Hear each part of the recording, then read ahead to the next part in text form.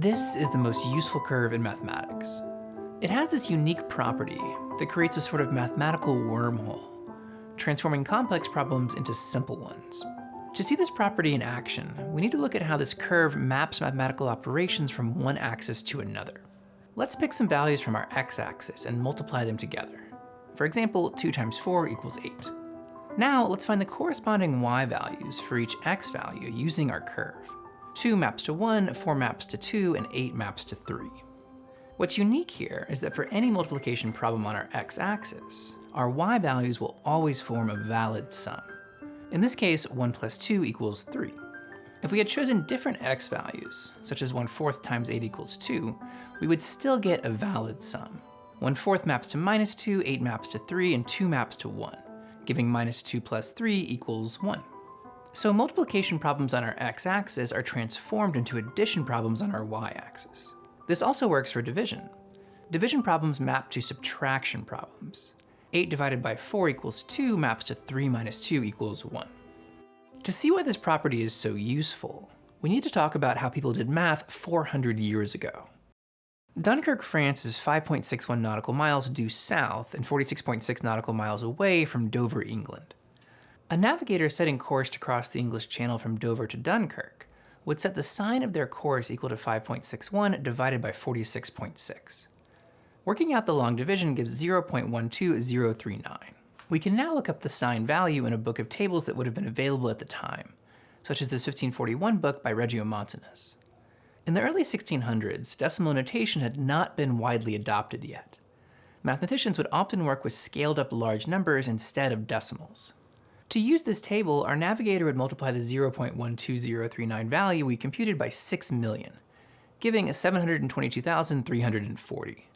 Looking up this value in the table, we see that it corresponds to an angle of 6 degrees and 55 minutes, or 6.92 degrees in our familiar decimal system. So to reach Dunkirk, we need to set our ship's compass to 6.92 degrees south of east. In 1614, the Scottish mathematician John Napier published this book, which revolutionized how this and many other math problems were solved. Just like the Regiomontanus book, Napier's book contains tables of sines, but it also contains this column, labeled Logarithmy. Napier didn't think of it this way at the time, but his logarithmy values are effectively the y values for a set of points on a curve like this, computed all the way to the 8th decimal place. To solve our navigation problem, we first need to do a quick scaling step by moving the decimal 5 places to the right in each of our numbers. Next, we need to look up each of these distances in the sine column of Napier's table and get the value in the logarithmy column. So our 5.61 nautical miles is converted into 288,04057, and our 46.6 nautical miles gives 7632919. Now we're literally almost done. Just like our curve, Napier's table converts division into subtraction. So instead of doing the tedious division of 5.61 by 46.6, all we have to do is subtract their logarithm values. 288,04057 minus 7632919 gives 21171,138. Now that we've completed our subtraction problem using the y values for our curve, to get our final answer we need to map back to the x values. We do this by looking up our new logarithm value in Napier's table. Napier cleverly combined his logarithms with sine values. His book effectively contains the logarithms of sines, saving an extra lookup in a sine table. The degrees of the angle that correspond to this logarithm are printed in the upper left of the page, and the leftmost column gives the minutes of the angle. So 6 degrees and 55 minutes, or 6.92 degrees, the same exact answer we got by dividing our distances and looking up our quotient in the sine table. Napier's method quickly caught on. It's much faster and less error-prone. The East India Company was so impressed that it immediately began work on an English translation so its company's sailors could put it to use. And it isn't just division and multiplication. As Napier lays out in his introduction, his logarithms also transform powers into multiplication, roots into division, and more. Napier had effectively invented and spent 20 years of his life computing a new set of numbers, the y values of the points along this curve, that dramatically simplified computations. Napier initially called his invention artificial numbers, but ultimately decided to call these numbers logarithms, meaning ratio numbers, because of how they are computed. Within a decade of Napier's publication, the mathematicians Edmund Gunter and William Oughtred figured out that if you placed tick marks on two rulers, spaced at locations corresponding to the y values of the curve, but labeled with the x values, you could create a powerful computer. These two computing methods, tables of logarithms and the slide rule, were the primary methods of computation on the planet for the next 350 years, until the arrival of the cheap electronic calculator in the 1970s. But how is it that Napier's numbers are able to transform division into subtraction, roots into division, and so on? And how did he even compute these numbers in the first place? And why do logarithmically spaced tick marks allow the slide rule to perform computations? At the beginning of his book, Napier starts by defining the motion of 2 points, point B moving at a constant velocity, and point beta which is slowing down in a very specific way. If we call x0 the distance between alpha and omega, x1 the distance between gamma and omega, and so on, beta moves such that the ratio of consecutive x values is constant, forming a geometric sequence. For example, if x0 is 1 and our ratio between terms is 0.9, then x1 would be 0.9 and x2 would be 0.9 times 0.9, giving 0.81, and so on. Next, Napier mathematically links the motion of points B and beta together. For each step forward in time, point B moves a constant distance from A to C to D and so on, while point beta moves smaller and smaller distances from alpha to gamma to delta and so on. Napier now defines the position of point B as the logarithm of x. Of course, the question remains, how does mathematically connecting the motion of these 2 points magically turn multiplication into addition and simplify other operations? Let's construct a miniature version of Napier's table to see how. At the heart of Napier's table are the sine and logarithmic columns, which in our modern adaptation here would be called x and log x. We'll start our logarithms at 0 and have them increase by 1 for each step, and we'll have the geometric sequence for the position of point beta decrease with a ratio of 0.9. So our x column gives the position of point beta, and our log x column gives the position of point b. Now, let's say we want to multiply 2 numbers together. For example, 0.81 times 0.6561. Multiplying out manually gives 0.531441. If instead we take the log of each number, 0.81 maps to 2 and 0.6561 maps to 4, and add these logarithm values together, we get 6. Then, looking up 6 in our table, we see that it maps to an x value of 0.531441. Which is the correct answer. This works because the logarithm is keeping track of how many times we multiply 0.9 together. The way we've set up our table, the log of 0.81 is 2 because 0.81 is equal to 0.9 times itself 2 times. And the logarithm of 0.6561 is equal to 4 because 0.6561 is equal to 0.9 times itself 4 times. Multiplying 0.81 by 6561 is equivalent to multiplying 0.9 times itself 6 times. This is what the logarithm is keeping track of for us. Logarithms simply count the number of multiplications of some base number required to reach a given number. Our curve uses the base of 2. The base 2 logarithm of 8 is 3, because we have to multiply 2 times itself 3 times to reach 8.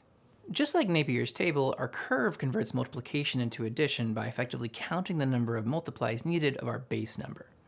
Using logarithms to convert 2 times 4 into 1 plus 2 is equivalent to rewriting our problem as 2 to the first power times 2 squared. The logarithms, or y values on our curve, are just the exponents here. Really, this is just another way of saying that exponents add when we multiply common bases. And logarithms give us a way to rewrite problems in terms of these common bases. In modern notation, you'll most often see this fact expressed as log of a plus log of b is equal to log of a times b, which is helpful for computation, but hides the simplicity of what's going on behind the notation. Logarithms simplify division into subtraction in a very similar way.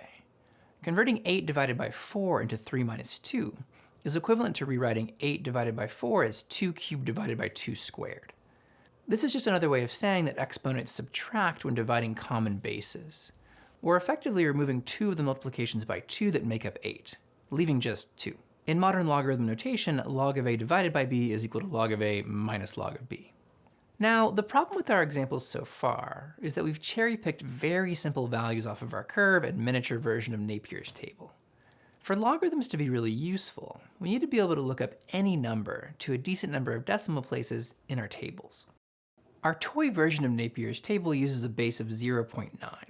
To increase the density of values on his table, Napier used a ratio of 0.9999999, and instead of starting at 1, Napier started at 10 million, and progressively worked down, at each step multiplying by 0.9999999. This row of Napier's table is telling us that 0.9999999 multiplied by itself 109 times is 0.9999892. And this row is telling us that 0.9999999 to the power of 63,508,099 is 0.0017453. Napier's table helped us solve our navigation problem earlier by letting us rewrite our distances as powers of 0.9999999. We then subtracted our exponents, the logarithm values, and looked up the new logarithm value in Napier's table to get our final answer.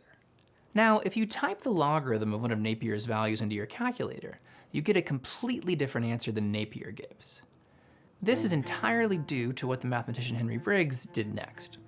When Briggs, an influential professor at Gresham College in London, received Napier's book, he was absolutely astonished at what Napier had accomplished. But he quickly realized that it should be completely redone. The next summer of 1615, he made the long journey to Edinburgh to meet Napier and try to convince him to join forces and recreate logarithms in a simpler and more useful way. According to the astrologer William Lilly, when the men first met, they sat in silent admiration for the first 15 minutes before either said a word. Sounds kind of awkward. Finally, Briggs broke the silence. After some pleasantries, Briggs proposed that they completely do away with the base of 0.9999999. This value is clunky to work with at best. For example, if we flip our division problem from earlier, this time dividing 46.6 by 5.61, we end up with a negative logarithm value after subtracting, which is nowhere to be found on Napier's table. In Chapter 4, Napier basically tells us to add or subtract this magic number, 230-25842, as many times as needed to get our logarithm back onto the table, while multiplying or dividing our final answer by 10 for each operation. Briggs realized that since the decimal system we're already working with is in base 10, if he recreated Napier's tables using a base of 10 instead of 0.9999999, he could make Napier's tables much easier to work with. With base 10 logarithms, scaling by 10 is as easy as adding or subtracting 1. The log base 10 of 2.5 is 0.3979. The log of 25 is 1.3979. And the log of 250 is 2.3979. So if you have a table of logarithms that only goes up to 25, but you want to find the logarithm of 250, you can just use the table to find the logarithm of 25 and add 1 to your final answer. Napier graciously agreed to Briggs' changes, but they decided that since Napier was in poor health, Briggs would undertake the huge task of reconstructing the tables in base 10. Returning to London, Briggs came to terms with the monumental task he had signed up for. While base 10 logarithms are easier to work with once you have a complete table, the table itself is significantly more complex to compute. Napier's base of 0.9999999 changed very slowly when multiplied, meaning that computing successive values in Napier's table is as simple as multiplying by 0.9999999. Sure, Briggs could also compute a simple log base 10 table by just multiplying by 10, but it would of course only work for powers of 10. Briggs had to figure out how to fill in the gaps. What is the log base 10 of 200? Said differently, how many times do we have to multiply 10 together to equal 200? 10 squared is 100 and 10 cubed is 1,000. So the logarithm of 200 has to be between 2 and 3. But where do we go from here? Briggs found an ingenious solution that works by zooming way in on our curve. Briggs started with the fact that square root operations on our x-axis are equivalent to division by 2 on our y-axis. In base 10, the logarithm of 10 is 1, and the logarithm of the square root of 10 is 1/2. To zoom in on our curve, Briggs repeated this operation again and again, computing the square root by hand at each step. The square root of 10 is about 3.1622, and its base 10 logarithm is 1/2. Repeating the operation, the square root of 3.1622 is 1.7782, and its logarithm is 1/4. Next comes 1.3335 and 1/8, and then 1.1547 and 1/16, and so on. Here are Briggs' repeated square root operations, published in 1624. Briggs knew that his final table needed to have a high level of precision, so he computed his square roots up to the 33rd decimal place. After 54 root extractions, likely taking over 100 hours of computation, Briggs saw exactly what he needed. If we take the very last square root value on Briggs' table and multiply by 2, it's exactly equal to the previous value on his table. If we double this value, it again matches the previous value, this time to 32 decimal places. This fact is important because it means that at this precision, in this neighborhood, our curve looks exactly like a straight line. Mathematically, this means that the logarithm of 1 plus r, when r is small, is equal to the slope of our line times r. Briggs computed the slope of the line alpha by dividing the last logarithm value in his table by 1 minus the last square root value, effectively taking the change in y over the change in x on our curve on this tiny interval. He computed about 0.43429. Briggs now had an equation in hand that would allow him to compute the logarithm of any number sufficiently close to 1 by simply subtracting 1 and multiplying by alpha. Next, Briggs used his new formula to compute the logarithm of 2. 2 is way too far away from 1 for Briggs' formula to work, so he again relied on heavy computation. To get closer to 1, Briggs first raised 2 to the 10th power and divided by 10 to the 3rd, computing 1.024. Briggs knew that these power and division operations could be easily reversed later after he found the logarithm of 1.024. 1.024 is still way too far away from 1 for Briggs' linear formula to work at the level of precision that he needed. So he again took a series of square roots.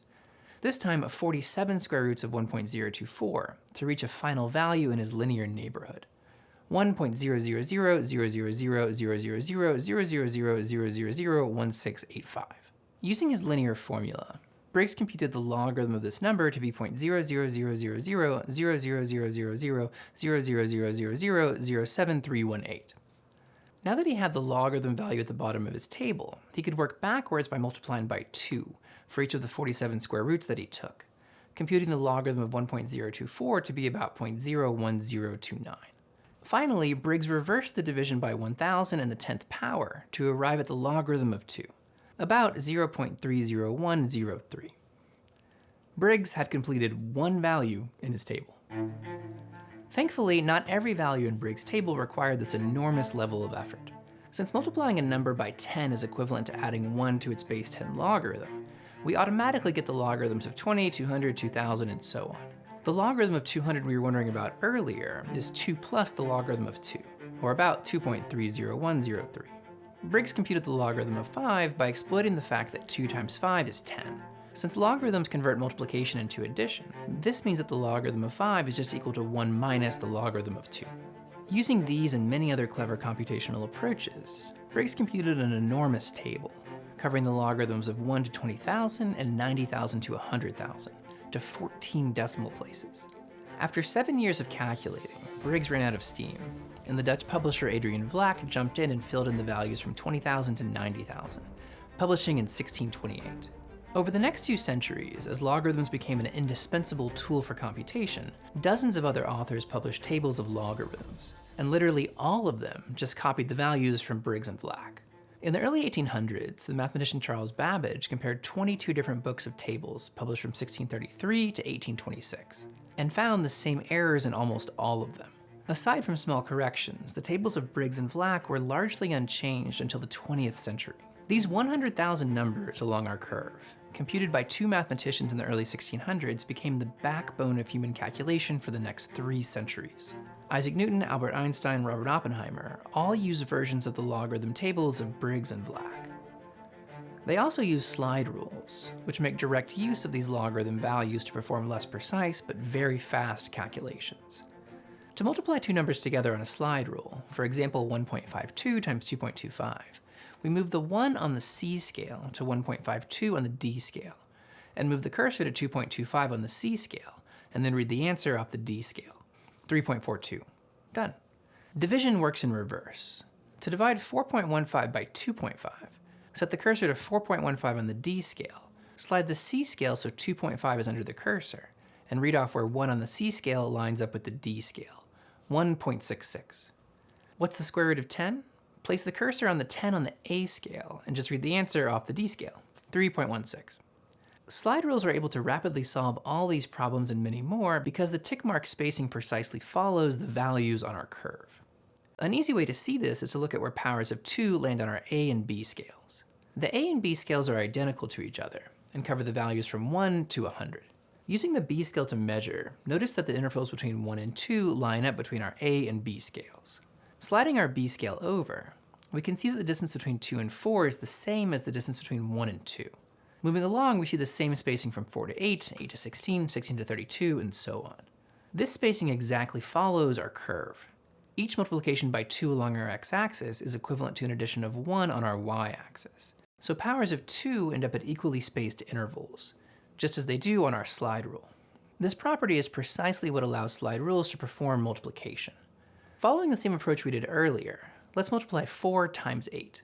We'll move the 1 on our b scale to the 4 on our a scale, and look for where the 8 on our b scale intersects our a scale, giving the correct answer 32. The sliding action of the slide rule is really about adding the number of steps. It takes 2 steps to get to 4 on our a scale, and we're adding 3 more steps to get to 8 on our b scale, for a total of 5 steps on our a scale. So the slide rule is just adding the number of steps for us. However, because of the spacing of our tick marks, each step is measured as a multiplication by 2. Our 5 steps are measured on the scale of our slide rule as 2 to the 5th equals 32. So the addition along the physical length of our slide rule is converted into a multiplication by the logarithmic spacing of our tick marks. Multiplication on the slide rule is the physical embodiment of log of a times b is equal to log of a plus log of b, converting multiplication of a and b into the addition of log of a and log of b.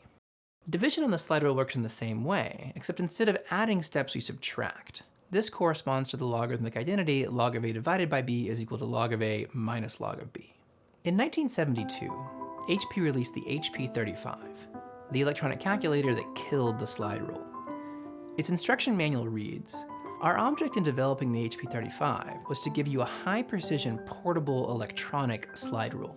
Remarkably, to implement the logarithm functions, HP engineers used a version of Briggs' zooming-in method to linearize logarithms for values close to 1.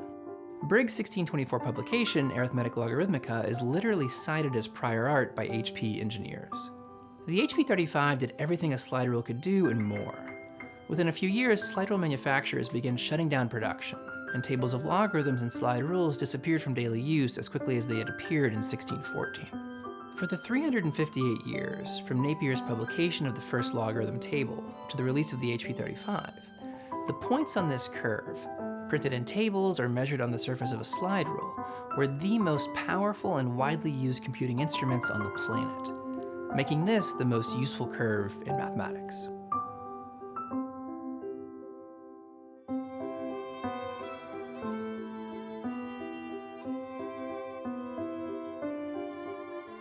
Although logarithm tables and slide rules have fallen out of use today, logarithms themselves are more important than ever in science, mathematics, and engineering. If you're looking to build up your foundational math skills or pick up advanced applications like machine learning, this video's sponsor, Brilliant, is an interactive, fun, and highly effective way to learn these topics and more. Logarithms play a critical role in the loss functions of the neural networks that power this generation of AI. And the Brilliant Artificial Neural Networks course is a great way to pick up these valuable skills. And there's even a course on large language models. Brilliant's Exploring Data Visually course is a great way to understand the key role that logarithms play in data visualization. Finally, today we treat logarithms as just another mathematical function. Brilliant's foundational math courses are a great way to learn or brush up on functions and other key mathematical ideas. In my experience, watching videos will only take you so far on these topics. You really have to do something. And Brilliant is a terrific bite-sized way to learn by doing. You can try Brilliant for free for the first 30 days by visiting brilliant.org/Welch Labs. And the first 200 subscribers receive 20% off Brilliant's annual premium subscription.